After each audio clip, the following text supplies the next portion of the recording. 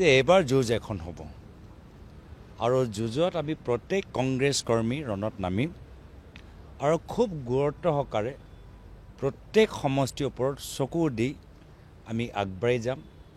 আজি আমি গোটেই আমাৰ 126 কনষ্টিটুৱেঞ্চি 126টা সমষ্টিৰ ওপৰত আমি চৰ্চা কৰিলোঁ।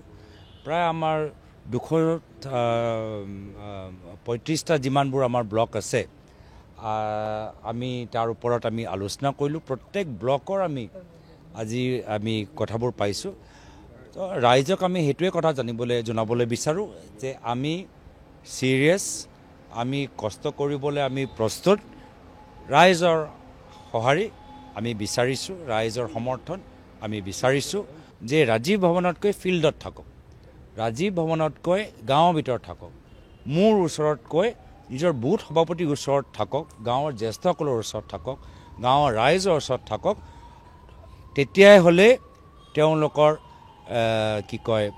ৰাজনৈতিক ভৱিষ্যত সক্ৰিয় হৈ থাকিব আৰু নিশ্চিতভাৱে সকলোৰ ওপৰত মোৰ চকু থাকিব। প্ৰত্যেক ব্লকৰ ওপৰত আমাৰ চকু থাকিব। প্ৰত্যেক সমষ্টি, প্ৰত্যেক ব্লক আমাৰ বাবে গুৰুত্বপূৰ্ণ। তো এই দুটা বাৰ্তাই মই ৰাইজ আৰু আমাৰ কংগ্ৰেছৰ সতীৰ্থসকলক দিবলৈ বিচাৰোঁ।